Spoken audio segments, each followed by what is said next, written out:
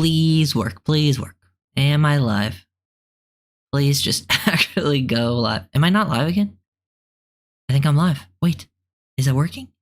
For the love of God, please. Hold on, let me. Hello, hello. Is this thing actually working now? I tried multiple times. But it looks like we're actually live this time. Thank God, guys. Thank God. Going over the Dolphins practice today. Yeah, I am live. Okay, cool. Missed last practice, which was 2 days ago. I know the Dolphins offense kind of struggled during that one. There was some snap issues. The defense kind of dominated the day. And then, what's up, Cody? How you doing? And then it looks like the Dolphins offense bounced back today, so that's nice to hear. Nice to see the improvement. You know, never want to overreact to these things a little too early, but it's nice to see the improvement, the bounce back. It seems like people are taking it more seriously, which is nice. And we'll go over some of the things because it was another open public practice. We got some videos, different reports, people saying stuff, so that's nice. Always nice to go over that. And then other random stuff too, like we might talk about some of the Louis Riddick stuff, him talking about coming to his Tua's defense. And then, yeah, some other stuff happened, like the Dolphins signed Willie Sneed. Eric Ezukanma looks like he's down with an injury, which is tough. We can talk about that too, but yeah. Okay, cool. We're live. I literally tried to start the stream 3 times, and for some reason it wasn't working, but figured it out. Looked like today was a good battle. Also, from that practice I did miss, it looked like it was like a big Chop Robinson day. A lot of the edge guys got after it, but Chop definitely stood out, which is nice to hear that the rookies are playing pretty well so far, it seems. Let me scroll down to where I want to be.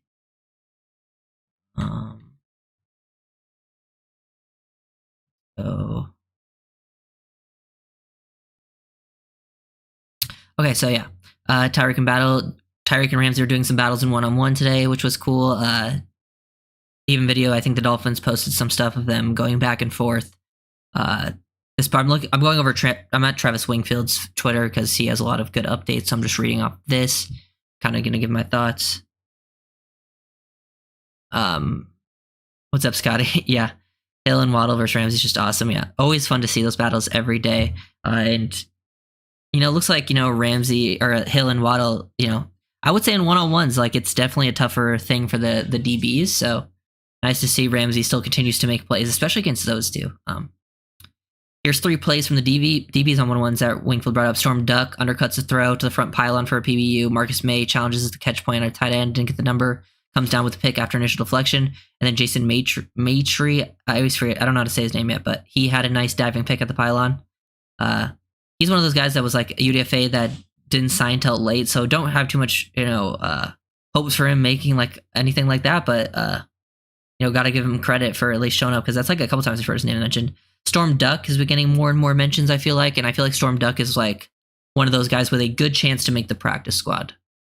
And who knows, with Cam Smith injury right now, that really opens the door for players like Ethan Bonner. Feels like Ethan Bonner's been getting a lot of praise. I feel like Bonner has a chance to even get playing time with how things are kind of shaping up so far, but it's still early in the process.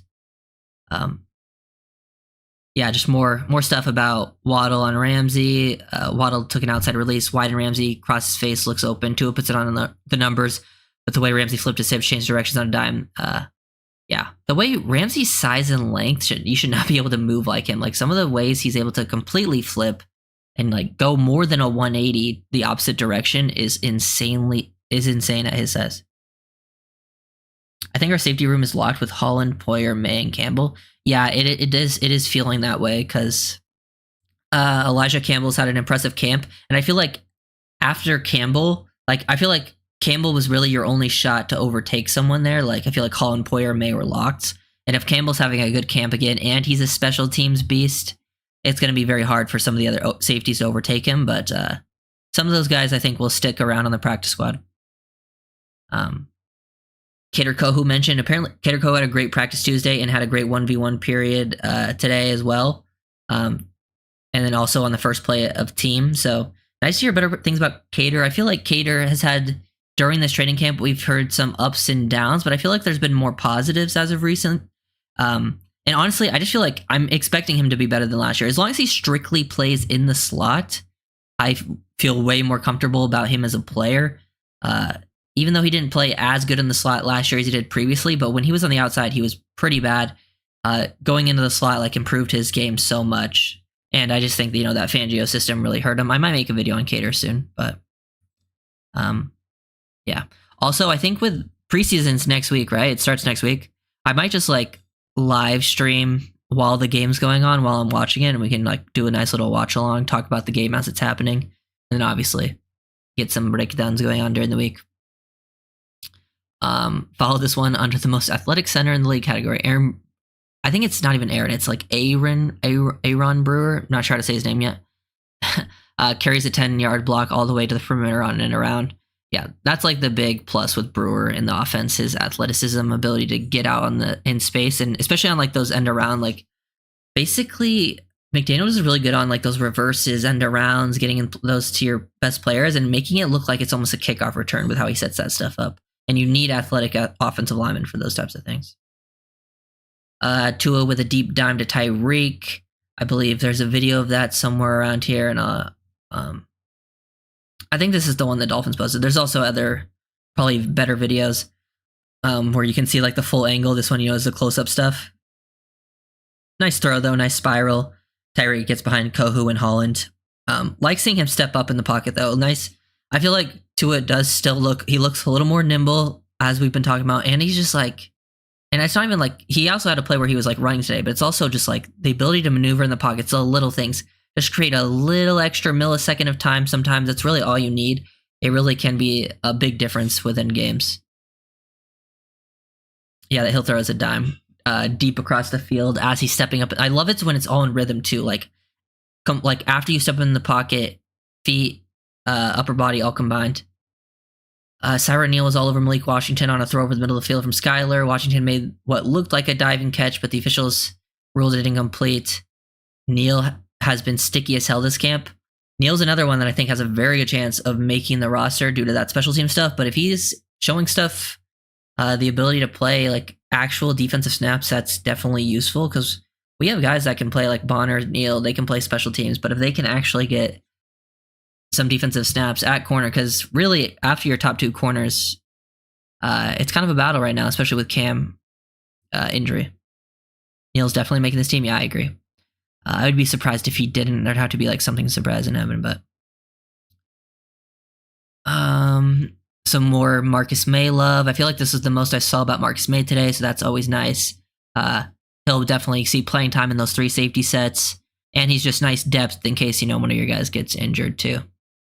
Kendall Lamb and Rob Jones open a nice lane for Achane. That was a video like he potentially, it would either have been like a, you know, with no pads, it's always hard to tell, but it was one of those ones where it was blocked pretty nicely, and it was Achane one-on-one in the hole, which could have turned into a huge play, maybe only like a, you know, a 6-yard game, but yeah. Yeah, and then Craycraft continues to get big love. Craycraft catches everything, making big time plays. It really looks right now, Craycraft is like your number 4 guy. Like, and that does not surprise me, because he has so much experience in the system and he has great chemistry with Tua. To me, he's one of the, like, the only reason I would have waived him is he's probably the only guy you could get on your practice squad. But like, if he's just outperforming everyone like this after, you know, your top 2 guys, because Odo's not even practicing, so he's really your number 3 right now. He just continues to make plays, and yeah, I agree, Scotty. I think Rob Jones has the inside track to the right guard spot. Yeah, if Wynn's healthy as well, because I wonder how they would make, if Wynn's not healthy. I wonder how do you think they would move the people around? Do you think they'd keep Rob Jones at right guard, or they'd move him to left guard? Because he can play both. He's shown an ability to play both. Eichenberg has obviously played both. I wonder if they're more comfortable with Driscoll. Driscoll's played both as well, but I wonder if they're more comfortable with Driscoll on like the right side because he has more experience there. But I also think Ike has more experience. Like, just looked better as a right guard last year than a left guard. I wonder who they would feel most comfortable with moving people around. Yeah, I probably agree with that list, especially with the Ezukanma injury. That's why they brought in Willie Sneed, so that's tough. And maybe you get Ezukanma on some injury list, or he's just on the practice squad or something like that. Let's see. But yeah, Craycraft continuing to make. I feel like Craycraft's just gonna be the guy that makes the team, and then early on in the season, he'll be your number 4, and then maybe once the other guys start to catch up. And I think there's a reason they brought in Willie Sneed too, because Willie Sneed has experience within the system, and he has experience playing all 3 positions. While because Malik and Barrios are more of slot guys. I want Malik to be able to play, a little bit of other stuff, give you something in like 2 receiver sets, but he is going to be pretty strictly a slot in my opinion, which kind of limits him, which sucks. But he'll definitely make more of an impact there than I think Barrios if he gets his opportunities. D fires off an overload pressure with safety coming in because the gaps open up inside and Tua sprints through it for a gain. Oh yeah, that's like the play where Tua had a nice little run. I might have saved that one. We'll see if I have it for later. I'm just scrolling through this right now. Cater, another PBU versus Tyreek. Nice to see. Ramsey making plays. I've heard good things about Ramsey playing hard. Seems like Ramsey is like one of the few guys out of the veterans that's not taking like veteran rest days and just like playing super fast. So you got to respect him for that, Yeah. Sneed is just a camp body in my opinion. No real shot at the 53. Yeah, I doubt he would make it. Pretty sure Ramsey would have blocked a field goal if it was live. Tua layers a pretty touch throw between the flat and half-field defender to Tyreek for about 15. That is one of his strengths. Tua has a very good ability just to throw with touch, whether it's on your vertical routes or to layer in, between the second and third level. Yeah, got to respect that out of Ramsey. Angled with a key block. Jeff Wilson converts a 3rd and 1 and 10 behind blocks of Paul and Cotton. Big fellas came off the ball with some intent there. Nice to hear that. Chop Robinson has another sack. Chop has been dominant, especially as a pass rusher. I know there's like some concerns when it comes to his ability to play versus the run, and I get that. It definitely shows on the field. But I feel like if you're getting Chop on the field in obvious pass rush situations, no matter where you align him, he's going to create some initial pressures. So that's kind of, where I see his initial impact, but he still does need to grow as a player, for sure. It also looks like Deshaun Hand got in on that one too. From what I've seen and heard, it seems like Deshaun Hand has like an inside track in the D-line room, I think, to make the roster. And he was on the team last year. Maybe that's more familiarity, just being within, the team, the rooms. So maybe that gives him the upper hand. But I do think some of that D-line depth and like the end back end of the roster will really come down to preseason. Do you think Tyndall could break to the starting lineup? I don't see that, Cody. I think this is the best linebacker group we've had in a while. Like, I'm going to make a video. I think my next video will be on Anthony Walker because I think he's going to be making more of an impact than people think. I think Jordan Brooks is an improvement from Baker. And you still have David Long. So I think you have 3 guys right there. You usually only going to have 2 on the field. And I think you have 3 guys that are pretty solid, good players. And as Scotty's saying, yeah, there's a chance Tyndall doesn't even make the 53.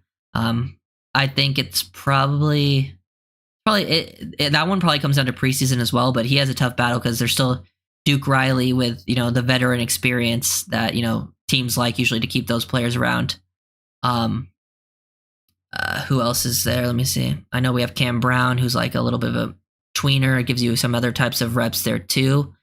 Yeah, and that's kind of, where his battle is lying. And it depends on how many they keep. There's a world they could keep like 5 or something like that, and he can make it, but it just depends. He has a really strong preseason, I think. Tua with a 35-yard touchdown to Julian Hill. Yeah, looked like Tua identified, like the fake blitz, and then Hill became wide open, and they had a really, like a breakdown in coverage.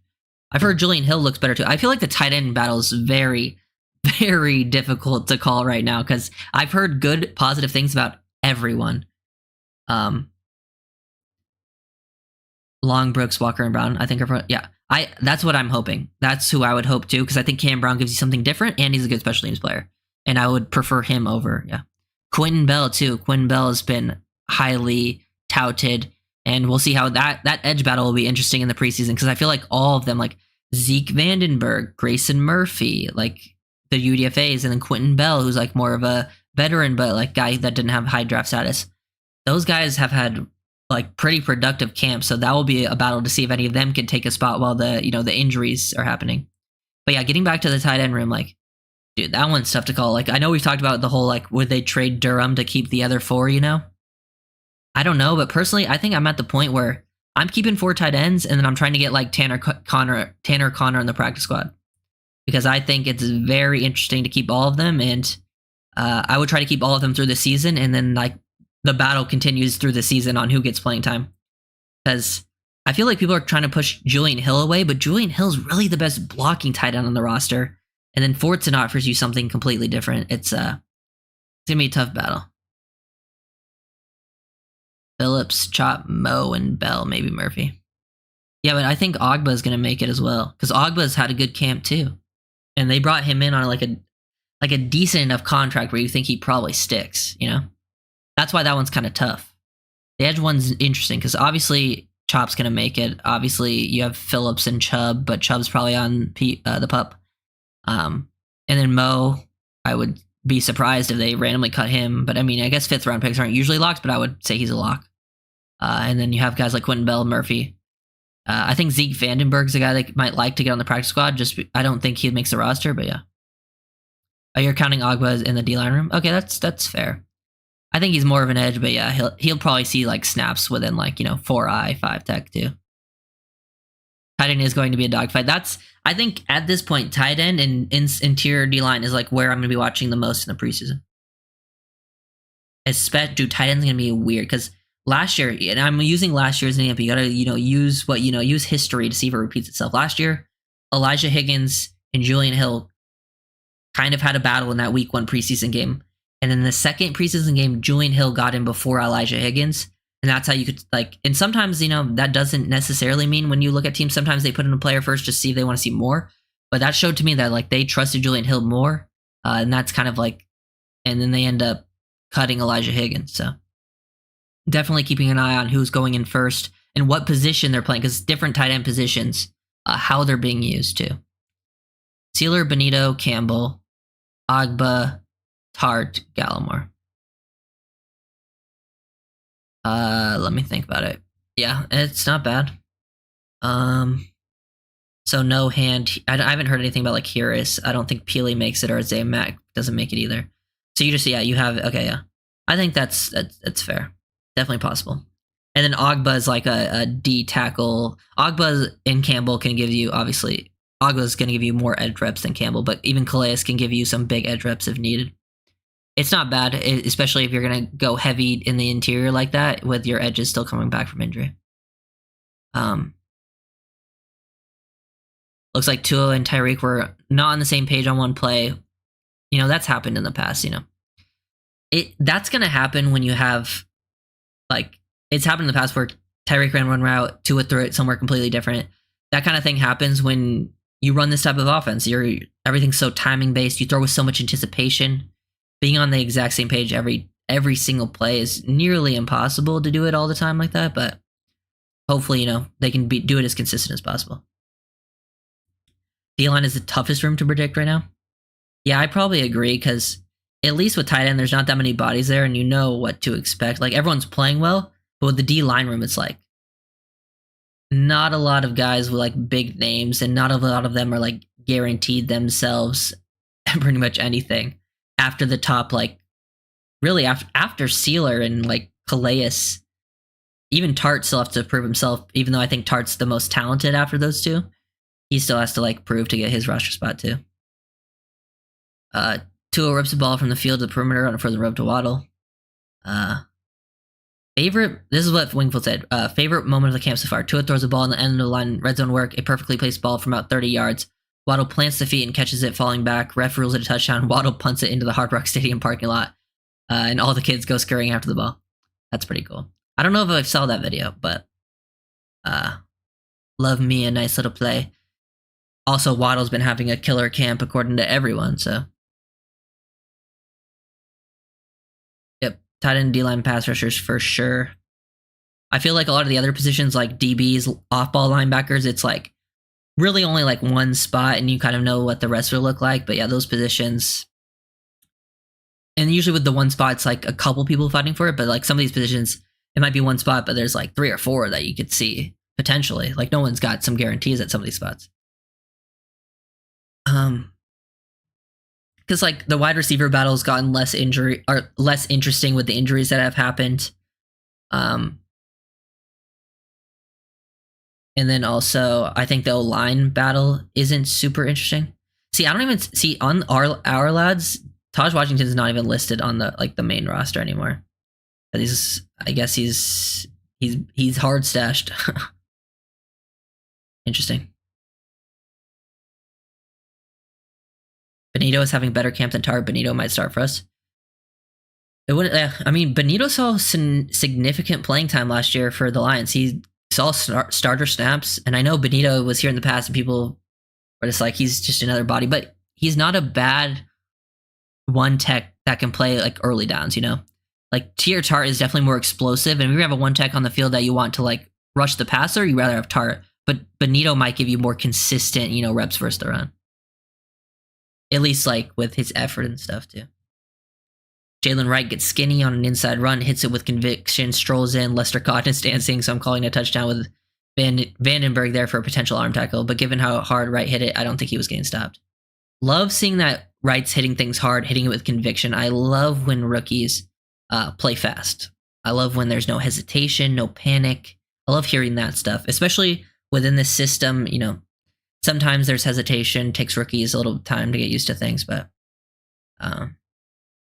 also, yeah, since I missed last practice, I know it was like heavy defensive day, but Patrick Paul apparently almost like suplexed Gator Go or something because there was like a little scrap. It's funny. Storm Duck saves the touchdown. Duck, big camp for Duck, getting more and more mentions. You know, I guess he's one of the other UDFAs that if he really impressed in preseason, he could fight for a roster spot with injuries that are happening at corner. But I do think Duck is like one of the best practice squad guys out of the UDFAs. That's kind of where I'm looking at for him.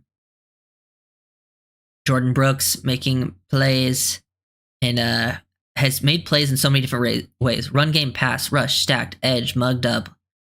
Looks like an absolute find of a free agent, yeah. One of my favorite free agent signings for sure is Jordan Brooks. Probably my favorite defensive free agent signing. Looks like Fortson had a touchdown. Tyndall had a free run at Skyler, and he delivered a nice play. Said, this camp is the fastest / most decisive I've seen Skyler play.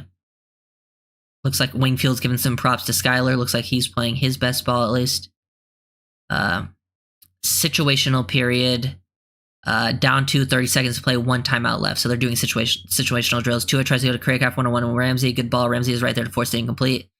Then a quick hitter completion to Craycraft, working on Ramsey, give him 8, use a timeout, 18 seconds to go. Defense shows is jumping all over their place. Tua checks, defense jumps off, start over. Same look, Tua finds Waddle for the touchdown. Tua had himself a day. Heard more positives about Tua. It seems like Tua is having a pretty great camp, and he's looking a lot more comfortable, even just within the offense. And I feel like one thing Tua definitely deserves credit for is he's definitely always trying, like he gets his criticism after each season, and it looks like he always attacks those things that he got criticized for and tries to improve it. So I feel like even if you're not the biggest Tua fan, you got to give him credit for that, like really attacking the things that he gets a lot of criticism for.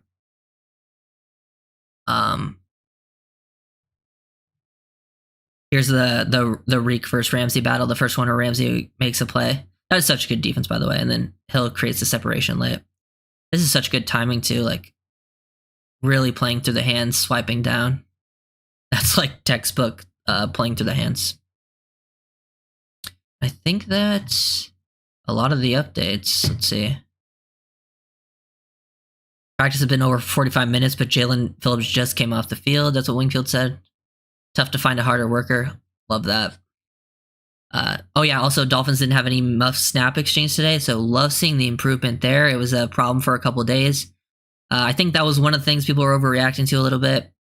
There's usually snap troubles at the start of every single training camp for most teams too. Tyreek Hill talking about River Craycraft. He understands the offense. He's always in the right place. He's one of those guys that's going to make a key block for most of a chance springs them. Yeah, Craycraft's making the team. He's just this experience within the system. The system requires so much like high IQ players, like being in the right place at the right time, very timing place based. And then also, he's one of the best blocking. He's probably the best. He's the best blocking tight end or blocking receiver on the team. If I could speak. Hold on, let me read what you guys saying. There, that stresses me most is the O-line. Yep. Yeah, Ko chirped out right. Paul didn't hesitate to protect. Sorry, he picked Ko up pretty aggressively. Skylar Bestball is still pretty bad, unfortunately. Yeah, I mean, I don't have really too much hope there. Skylar's a pretty fun preseason QB to watch, though.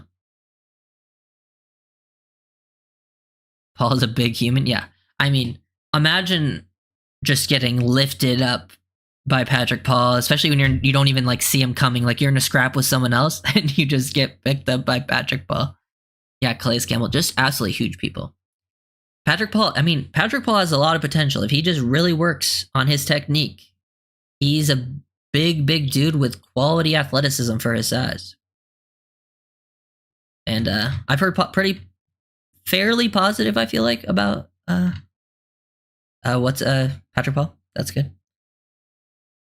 Oh yeah, I'm probably gonna watch the Hall of Fame game, at least some of it. I just want to see some football, you know. Next week, preseason first week, I'm gonna be watching the game, and if I have the game, I'm pretty sure I'll have it. I'm gonna just stream it. Why not? I mean, I can't stream the actual game itself. I'm gonna get hard copyrighted, but I mean, I'm gonna just be live while the game's going on, and we can talk about it, see things that are going on. Might focus on specific groups because I feel like some guys when they're watching the game live are like they talk about every player. I'm like, you can't watch every player live and have a hard opinion about all of them. It's literally impossible. So I'm gonna probably focus on like specific players, specific groups to really keep an eye on both sides of the ball.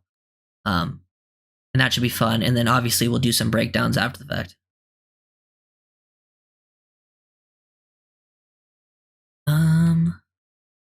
Also, if you guys never saw Louis Riddick, who I feel like is one of the better just people when it comes to the ESPN platform, just of like analysts that actually knows what they're talking about, because a lot of it's, you know, I don't really listen to most of it because it doesn't really matter. Most of it's just for entertainment purposes. Most people don't even watch what they're talking about. But he had a lot of really good points when it came to Tua and talked about a lot of things we've talked about over, you know, just last year, the years before that, and people just lacking context with the situations that the Dolphins were in last year and kind of putting everything on Tua. Like he even said, like, when the Dolphins win, it's all Tyreek. When the Dolphins lose, it's all on Tua, you know. I feel like people should be a little more, you know, objective at times, but whatever. But yeah, I would recommend seeing those videos if you haven't seen it.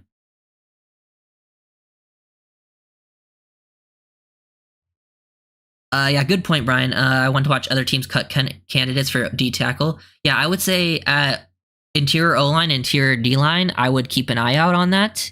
It's going to be tough because we're kind of later in the waiver claim, and it's always tough to get someone, but I wouldn't be surprised if we do try to claim like one guy. We potentially get one guy, and if it was at any position, I would say interior D-line or interior O-line. And also, I do think there is a chance for a trade with the new Tua contract. You finally have draft picks. Like, you haven't had a decent amount of draft picks in a while. Like this past season, we finally had a first round pick, which thank God, because I'm a big draft person. If you guys know, I'm always trying to, look at NFL draft prospects. So the 2 years before this one, it was kind of tough only having 4 picks.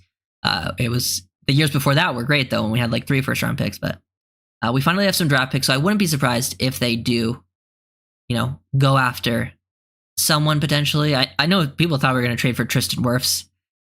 That wasn't going to happen. Like, they would have needed to trade like a Laramie Tunsil type haul, and it was a tackle. So I was thinking more like just a quality interior line where you give up like a 3rd round pick or something. I'm not sure who that would be. I'd have to look through depth charts, but wouldn't surprise me if something happened. And probably not before the season. I would guess during. That would be my guess. Right on. I'm looking to make a trade offer if you hear a guy might be available. Yeah, definitely. You just have that flexibility now, because to me, opening up that cap space doesn't mean you need to use it, because I don't mind rolling it over into next season, because, you know, it's always nice to have extra for you know, going into the next couple years, because you're looking pretty good right now at most of your roster spots. But if something does come up were a player, now you do have that cap space. So let's see. Anything else that I saw today? Oh yeah, here's the. Here was Tua like actually running, getting active with his legs, getting upfield. I mean, nothing too crazy. This is training camp, people overreact to anything, but I wonder. Oh, here's the motion too. The cheat motion, and that I think Pro Football Talk tweeted out that like it's like illegal or whatever. It's like this motion out like that is not illegal. He was saying like if you're moving forward, it's legal. It's always been illegal to do that. I think maybe they made the language a little stricter on the rules, so we'll see how that plays out if we get more calls like penalties for us, slightly going forward. Sometimes we're like slightly, there's like a slight angle of them going forward to build momentum. So that is something to keep an eye out for during the season. Need a cable guard, them having Ike focus on backup center and Driscoll focus in swing guard.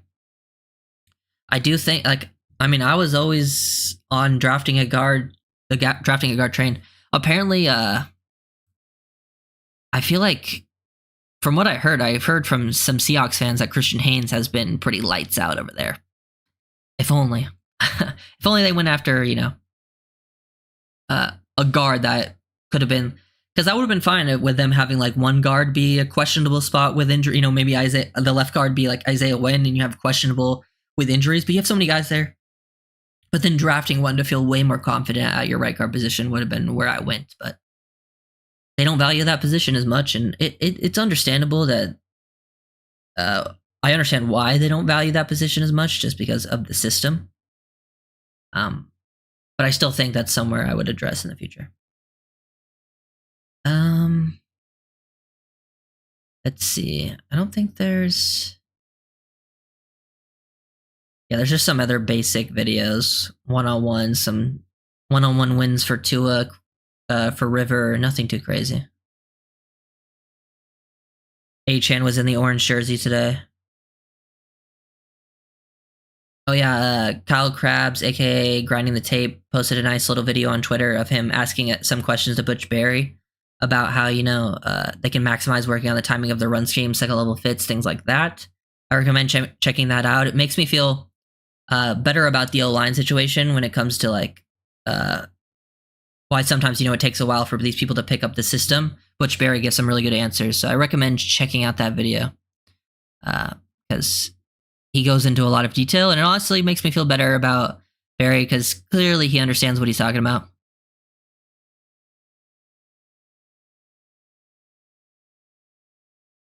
There's every hunter back to Tish Bush. Yeah, I don't know. We'll see what they actually mean, because I'm pretty sure they didn't actually illegalize the cheat motion. Like they would have to illegalize motion. It's just like the going forward thing, but going forward has always been a penalty. The Dolphins just slightly got away with it at times. Yeah, Dolphins also signed Willie Sneed. I don't think Willie Sneed makes it. I just think the signing can point to like they wanted to sign someone that doesn't play the slot and can play kind of like all three positions. That's kind of what they're looking for out of like their next receiver, because they already have their slot players.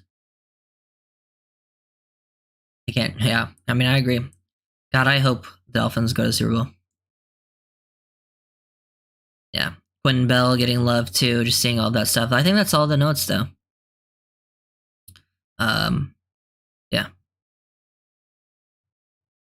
Pretty sure that's everything I had for today. So yeah, unless you guys have any more questions, any things you guys want to talk about, anything specific, I think that's pretty much all. I'm sure there'll be a few more practices coming up over these next few days, and we'll go over those practices, and then we'll get into the preseason. Once the preseason rolls around, I finally have new videos. I finally have new videos to make some breakdowns on, some new film to watch. It's been so long since I've had a new film. I just need something to scratch the itch. Yeah. Looks like, yeah, our lads has Robert Jones, the starting right guard, on here. And it looks like all the center problems were much better today too, which is big. Yeah. Yeah, good stuff. Yeah. Looks like that's probably it today. So thank you guys for sticking around. Yeah, if the Dolphins are practicing, I will most likely stream at some point after the practice to talk about it. And then yeah, film breakdown tomorrow too. Anthony Walker film breakdown. I've gotten all the clips. I just have to make the actual video itself. So thank you guys for watching, and I'll see you guys next time. Peace.